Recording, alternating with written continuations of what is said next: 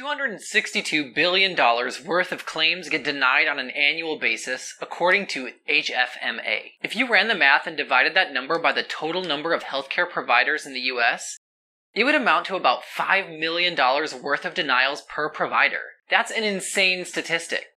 If the average dollar amount of denials costs providers that much, regardless of the size of their practice, how are they supposed to keep their doors open? Now, I have to admit, the purpose of the statistic at the beginning was to grab your attention.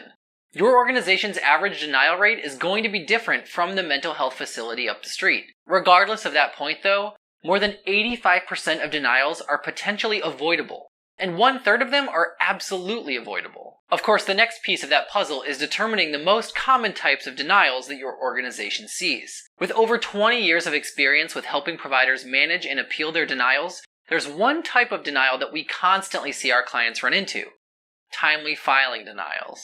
Hi everyone, I'm Albert at eTactics, and today I'm going to give you 3 killer examples of effective appeal letters for timely filing denials. Before we get started, make sure that you subscribe to our YouTube channel by clicking the button below, and also hit that alert bell icon so that when we post new and helpful content, you'll get notified.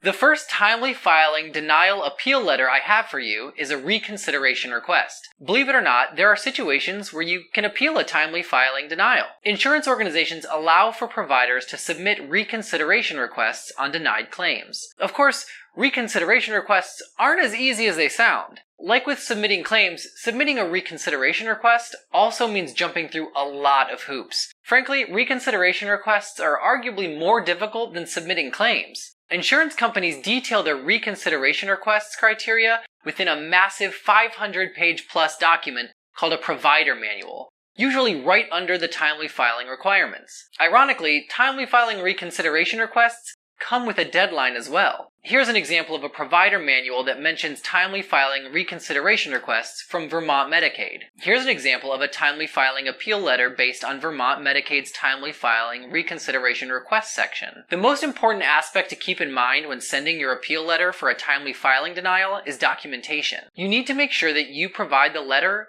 the denial in question, and documentation as to why it qualifies for reconsideration. It's also a good idea to cite the reconsideration request requirements within the insurance organization's provider manual within your letter. The second example I have for you is actually a reconsideration form. Similarly to how insurance organizations receive truckloads of claims every day, they also get hit with a lot of appeal letters. Of course, the appeal letters they receive are only a fraction of the amount of denials they send out. The truth is that some providers don't even bother with denials and just write them off as a loss. Even though the amount of appeal letters received isn't as high compared to claims, insurance organizations will sometimes mandate reconsideration forms. This next appeal letter for timely filing sample is exactly that: a templated form provided by an insurance organization for reconsideration.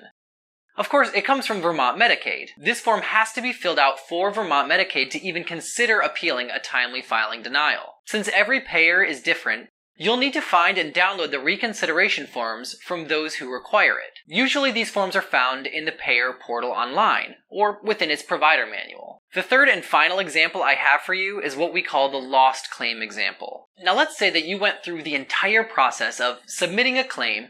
You insured it for accuracy, scrubbed it with the help of your clearinghouse, and sent it before the insurance organization's deadline. After all that, though, a few days go by and you receive a timely filing denial for that claim. Well, how could this scenario happen? Well, as much as they would like to think that they are, insurance companies aren't perfect. Much like you, once they receive a claim, they have a series of checks and balances that they need to go through. They need to ensure that what you've submitted is acceptable by their standards. Yet, those processes don't protect insurance organizations from misplacing claims. You see, it goes back to the point I made earlier while defining timely filing denials. Thousands of healthcare facilities also submit their patients' claims to the same insurance organizations that you deal with every day. Since insurance organizations get bombarded with claims, some are bound to fall through the cracks. And when you inevitably run into this scenario, you need to be very particular about the wording that you include in your appeal letter. The biggest takeaway from this example is that you need proof. If an insurance company lost your claim, it doesn't know that.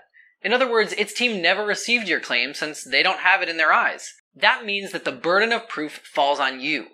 You need to prove that you submitted the denied claim and that it was within the insurance organization's timely filing limit. That means that what you write has to point to screenshots and/or attachments that you also include in your resubmission. Dealing with insurance provider requirements for claim submission is a headache. There's a reason why large healthcare facilities have entire medical billing teams devoted to submitting claims and appealing denials.